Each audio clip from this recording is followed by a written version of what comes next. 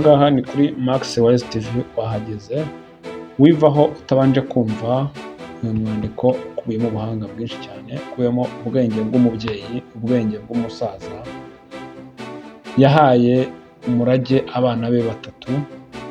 Buri mwana wese aza kuvamo ikirangirire kandi ntawari uzi ko aricyo yari agamije koko. Abantu bakuru rero burya baba bazi ubwenge.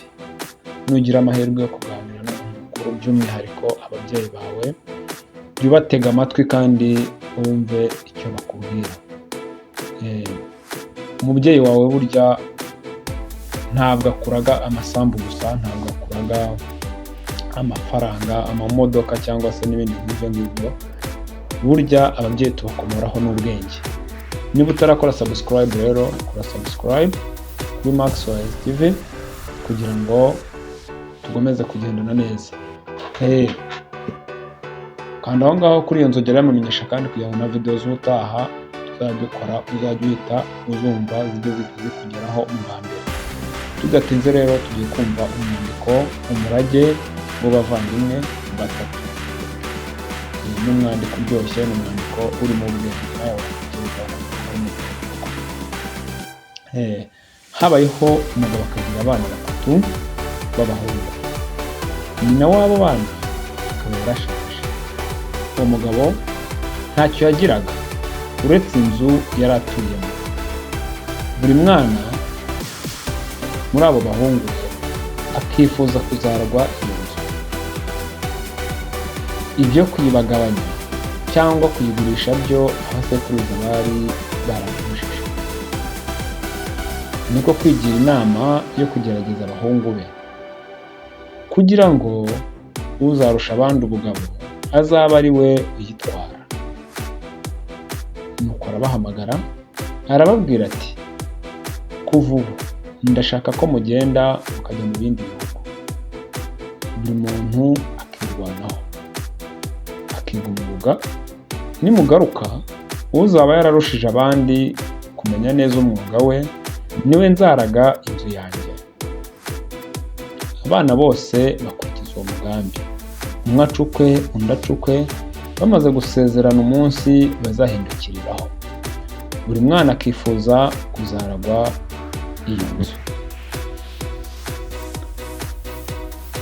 Umwana w'imfura aba umucuzi, uw'ubuheta aba umwogoshi, naho uwa gatatu aba umusirikari.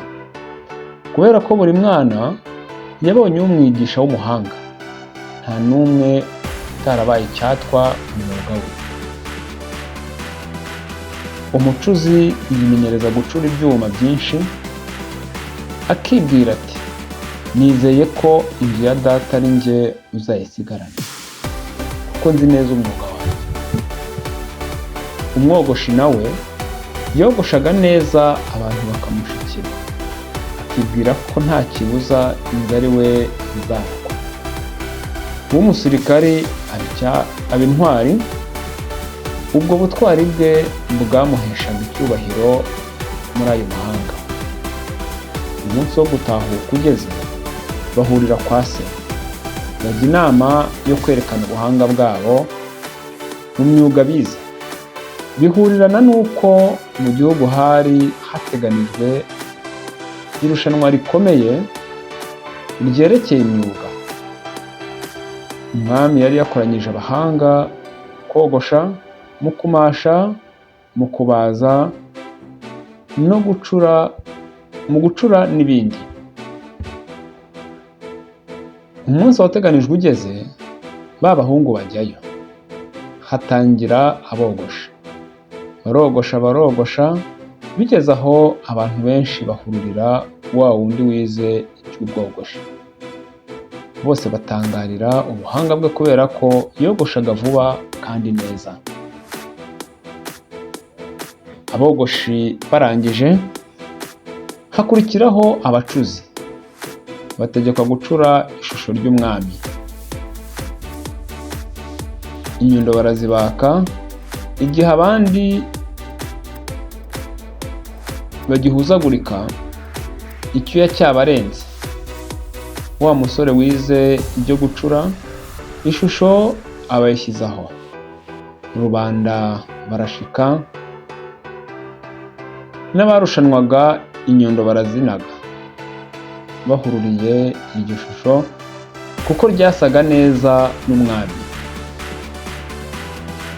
Noneho hataho abamasha bagombaga guhamya intobe itunze ku gisongo gishinze mu ntambwe.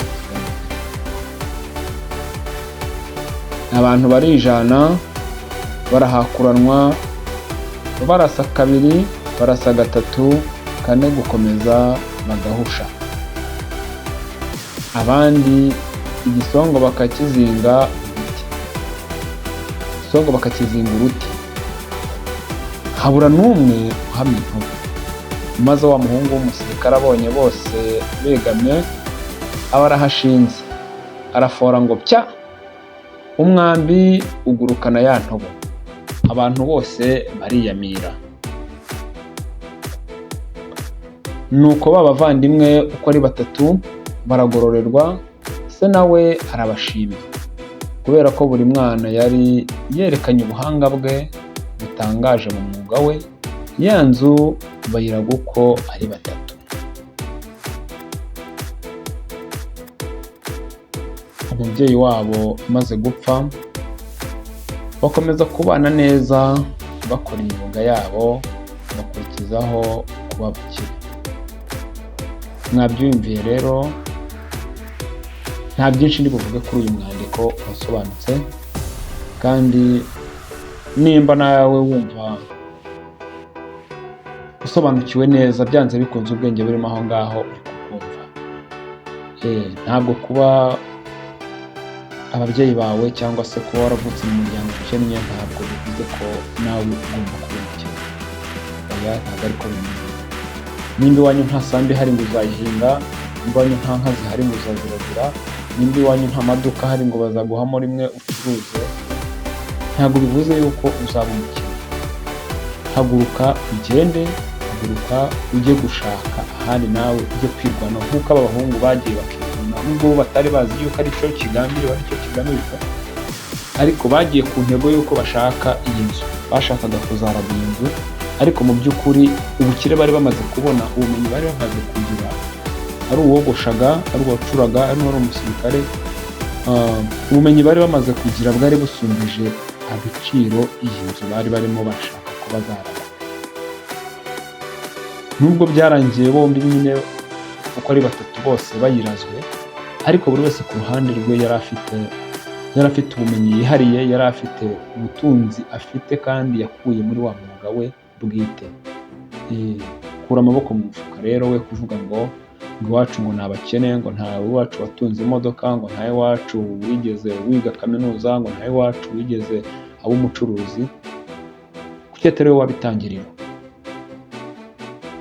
Wari weho nyambere mu muryango w'iwanyu utunga imodoka, wari we mu muryango wa mbere w'iwanyu wubaka etaje, wari we mu muryango wa mbere w'iwanyu uva muri nyakatsi. Gusa mu Rwanda nta nyakatsi zikihaba, ariko kuki utakubaka kadasiteri nawe ukayibamo n'ubwo iwanyu ntayihari ukaba uwa mbere? Haguruka rero ujye gushaka ahari ubutunzi, ujye gushaka ahari amahirwe yawe, ujye gushaka aho ukura ibikubeshaho, ujye gushaka aho ukura ubukire bwawe. Ndizera ko rero nawe ubyumva kimwe cyangwa se ubyumva hafi y'ibyanjye. Nimba hari ikindi wumva, genda muri komenti wandike, tugomeze gusangira ubumenyi hano kuri Maxwise TV. Nkwibutsa ko nimba utarakora subscribe, mushyashya kuri iyi channel, genda ukore subscribe, nurangiza kandi kuri iyo nzogera n'umugisha kugira ngo video zacu z'utaha zose zizajye zikoze kugeraho kandi zikugereho ko kugiye. Ntucikwe na video y'ubutaha tuzabagezaho. Ciao ciao.